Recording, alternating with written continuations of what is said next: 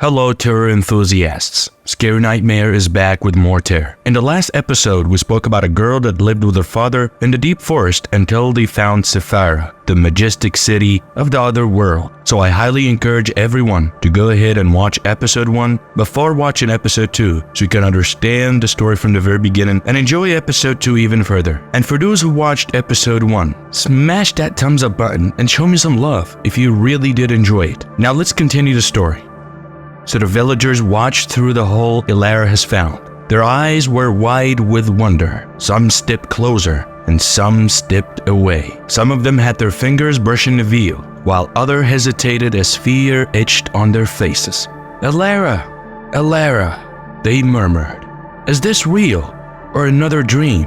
Ilara responded with a scared face. "Yes, that's real, everybody." And as they were gazing, Ilara's mother appeared again from this hole as her eyes held galaxies, her voice both authoritative and gentle. "Child," she said, "you have rewritten our story, but the bridge you built may unravel both worlds." Ilara's heart raced. "Mother," she asked, "how do we mend reality?" And as she was asking that question, the villagers couldn't stand another second, so they decided to leave Ilara with her mother, only carrying one question in their head. What the heck was that? How in hell were we able to see her mother through that hole? But nobody was able to explain anything at all. And after this, Ilara finds herself with her mother, extending her hand to her through the hole, inviting her to get inside.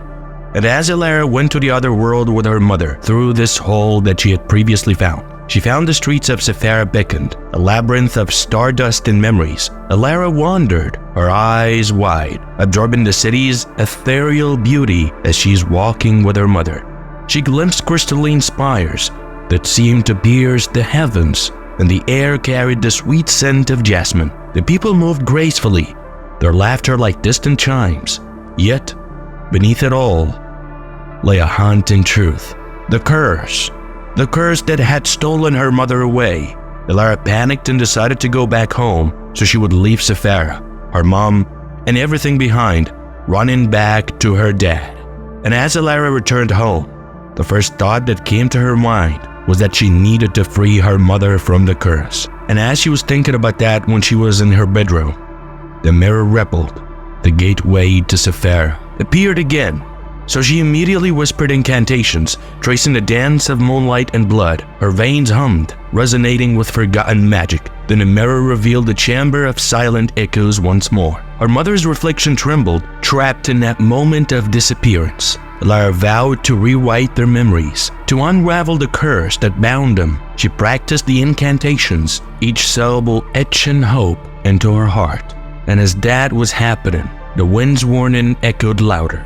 The bridge she built was fragile, and its unraveling threatened both worlds. So Ilara grew gaunt and pale, terrified, running away from her bedroom to her father.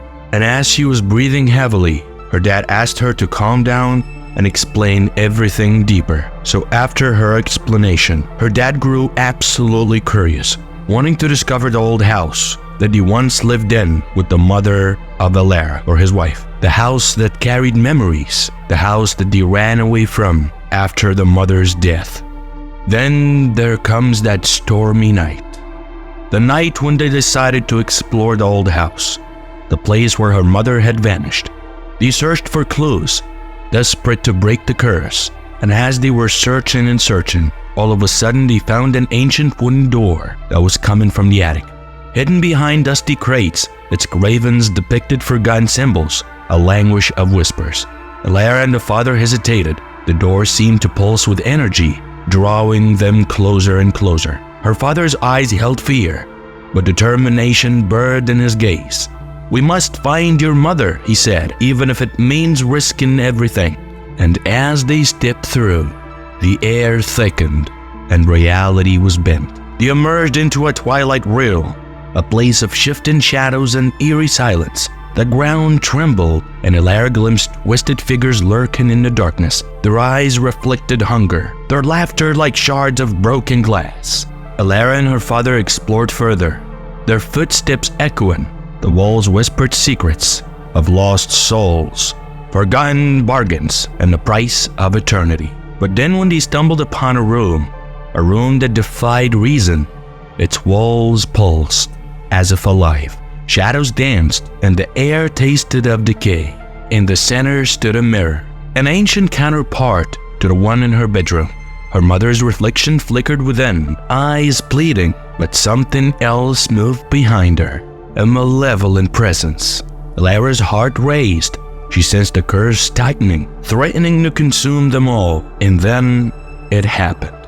The whispers grew louder, more insistent, and the walls closed in. And when it came to the flames licked at the edge of reality. Lara knew that they had to leave. She grabbed her father's hand, and together they fled. They fled outside as they watched their home burn. The door, the mirror, the cursed room, all consumed by hungry flames. They ran and ran through the forest as the rain was soaking their clothes. Lara's father grew pale, but his face was filled with determination. And behind him, there was that malevolent presence, howling, its rage echoing through the night. And as they were running, even the trees seemed to twist, as if it was literally reaching for them. No electricity illuminated their path either. So you can imagine how terrifying that is. They're in the middle of the dark forest with no lights on, as their old house was just set on fire, while old creepy creatures are running behind them. Only the moon peeked through the storm clouds, casting eerie shadows. Lara stumbled, mud clinging to her shoes. Her father urged her forward, his grip unyielding. They heard hissing, snakes slithering in pursuit. Lara's breath came in raged gasps. The forest seemed endless, its darkness swallowing them whole. The malevolent presence closed in nearer. Its hunger was palpable, but they couldn't stop there. Not now, not when freedom lay ahead. Then after a while, the clearing lay before them after 6 hours of running. A forgotten space where moonlight painted silver patterns on dew-kissed grass. Lara's breath came in raged gasps. Her heart was pounding fast. She glanced back at the forest, the twisted trees, the malevolent presence that was still lurking in the shadows. Her father's face mirrored exhaustion and determination. His eyes held a lifetime of memories, the laughter shared with her mother, the bedtime stories spun under the same moon. As he was contemplating upon all of this, he wiped the rain from his brow, and as his fingers were trembling, he would say to Lara in a hoarse voice, "We could not go back, not that road, not to the mirror. We've glimpsed too much. Sifara, the curse, the otherworldly whispers." Lara nodded in acceptance as her throat was tight. The bridge they had crossed, the fragile thread between the reality and the city of whispers, had exacted its toll. Their home was ashes, and their memories were rewritten. But her mother remained trapped, a reflection trembling in the mirror. "What do we do now?" Lara asked, her gaze fixed on the veil, the shimmering boundary that separated worlds. Her father's eyes softened. "We live," he said. "We honor your mother's memory. We cherish what remains."